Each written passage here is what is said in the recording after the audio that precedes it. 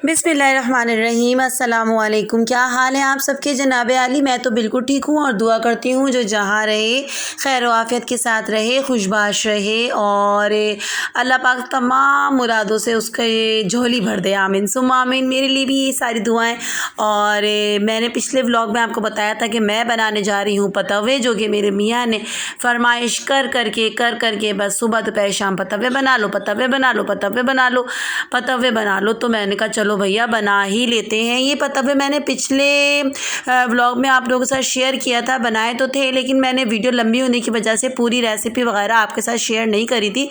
Actually मैं recipe तो पहले भी शेयर कर चुकी हूँ, लेकिन मैंने कहा चलो थोड़ा सा सरासरी सा मोटा मोटा सा ऊपर से आपको बता दूंगी। और दूसरी बात है कि दो चार आपसे बातें भी हो जाती हैं, यानी कि गपशप भी हो जाएगी जो हमारी आपकी चलती रहती है आपस में, जिसमें मुझे बड़ा मज़ा आता है। बड़ा ही मज़ेदार पुदीना, बड़ा ही अच्छा हरा भरा पुदीना मैंने ख़रीदा था, दुकान दरवाजे से ही ख़रीदा था, सब्ज़ी वाले आए थे उनसे ही ले लिया था। तो यहाँ मैं प्याज काटने लगी हूँ क्योंकि ये बड़ा यूनिक स्टाइल का सालन है और ये मेरी ससुराल में पकाया जाता था। और आपको पता होना चाहिए जो खाने ससुराल में सासू माँ के हाथ से हमारे मर्द हजरात खा लेते हैं, वो सोचते हैं बस सारी ज़िंदगी उनको वो खाने हम पका पका के खिलाते रहें, जो नामुमकिन सी बात होती है। लेकिन इसमें एक हकीकत बात ये भी है कि सासू माँ के बने हुए खानों में से चंद खाने की रेसिपी ऐसी होती है जो हमारे दिमागों में फीड हो जाती है और हम वो उसे ज़रूर बनाते हैं। क्योंकि ये एक देखें नॉर्मल सी बात है कि हमें भी अपनी माँ के हाथ का खाना आज तक बहुत मज़े का लगता है और मज़ेदार भी होता है। माँ के हाथ के खाने की तो बात ही अलग होती है। तो जाहिर सी बात है मर्द हजरात को भी यही होता है कि बस कहीं ना कहीं से हमारे माँ के हाथ का जायका हमें मिल जाए। तो यहाँ मैंने पुदीना वगैरह जो था वो ग्राइंड किया था मसाले डाल के।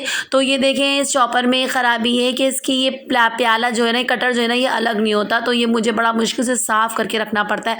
तो ये बन गए हैं पतवे, तैयार कर लिए हैं। ये बेसन में बनते हैं, ज़रा हार्ड काम है, ये कोई आसान काम नहीं है। पुराने ज़माने के लोग ज़रा हार्ड ही काम किया करते थे, पुराने ज़माने के लोग आराम से काम बहुत मुश्किल से किया करते थे। तो हमारे ज़माने के दौर है जो इतना रेडीमेड सब कुछ मिल जाता है, तो इसको कहते हैं पतवे। और ये बन रहे हैं पतवे पुदीने और बेसन से तैयार हुआ हुआ है ये। और ये बना हुआ है उबले हुए पानी में, ये उबाल के मैंने बनाया है।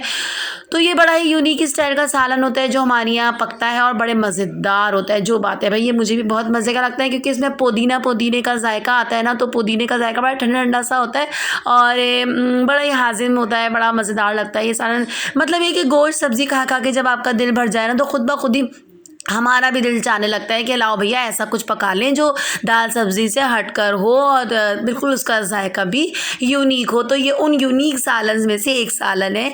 ये बिल्कुल मैंने ना उबले हुए पानी में ना रख के मैंने पकाया। आप मेरी पिछली वीडियोस देख लें ज़रा, आप लोगों की बड़ी मेहरबानी होगी, उसमें ज़रूर आपको इसका जो है वो पूरा तरीका मिल जाएगा। अगर ना मिले तो मुझे कमेंट में ज़रूर बताइएगा। अगर कोई इंटरेस्टेड है इसको बनाने में तो मैं आप लोगों के साथ इसकी फुल रेसिपी इंशाल्लाह जब नेक्स्ट टाइम बनाऊँगी तो ज़रूर शेयर करूँगी।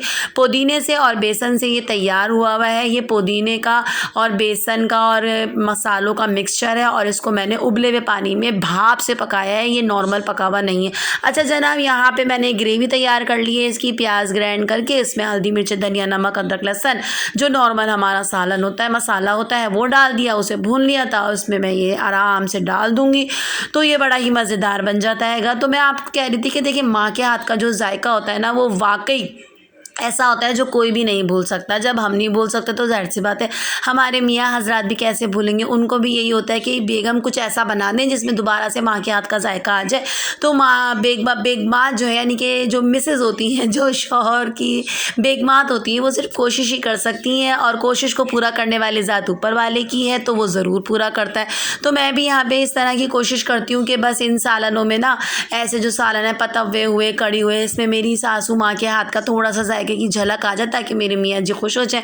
और अल्हम्दुलिल्लाह आ भी जाती है। वैसे जो बात है, मेरी सास भी खाना बड़े मज़े का बनाती थी। उनके हाथ की मुझे सब्जियां बहुत मज़े की लगती थी। वो सब्जियां अलग ही अंदाज के बनाती थी, मिक्स कर दिया करती थी सारी सब्जियां आपस में, तो वो बड़े टेस्टी बनते थे। थोड़े से पतवे मैंने बचा लिए, इनको मैं अलग से कबाबों की तरह ना फ्राई करूँगी। ये देखिए, ये तो मैं रूखे भी खा रही हूँ, मुझे बड़े मज़े के लग रहे हैं इस टाइम। ये रूखे भी खा लिया, पके हुए हैं, कोई कच्चे नहीं है जो ये हो के कच्चा खा रही हूँ। नो, ये पके हुए हैं भाई, यकीनन मेरा यकीन करें। रोटी की तैयारी मैं साथ साथ करती रहती हूँ। बाकी मैंने यहाँ पे चूल्हा जला दिया है और अब मैं यहाँ पे आटा भी गूंद लिया मैंने मज़ीद। अब मुझे जो है यहाँ पे पकानी है रोटी। तो तैयार हो गया हमारा रात का खाना, जो बड़ा ही मज़ेदार और बिल्कुल अलग स्टाइल का है। पतंगों का सालन बहुत मज़ेदार बनाएगा। ज़रूर आप लोगों के साथ इसकी रेसिपी शेयर करूँगी, और प्लीज़ वीडियो एंड तक देखा करें। नए आने वालों को गुजारिश करूँगी कि चैनल को सब्सक्राइब कर बगैर ना जाएं। प्लीज़ मेरी मदद करें, मुझे सपोर्ट करें। मुझे आप लोगों की सपोर्ट मुझे आप लोगों की सपोर्ट की बहुत ज़रूरत है, जो आप लोग करते भी हैं। जो बच्चे मुँह बनाते हैं ऐसे खाना खाने से, उनके लिए मैंने चीनी पराठा बना दिया है, क्योंकि मेरी छोटी वाली बेटिया कहती है मम्मा चीनी पाठा, तो मैंने उसके लिए चीनी पाठा बना दिया है। तो वो ये खाएंगी और बाकी हम लोग ये खाएंगे। और ये देखिए मैंने कबाबों की तरह, जो मैंने कहा था ना पतंगे, जो मैंने कबाबों की तरह भी मैं तल लेती हूँ ऑयल में, बड़े क्रिस्पी होते जाते हैं, तो वो भी मैंने तल लिए। दुआओं में याद रखें। अल्लाह हाफिज़।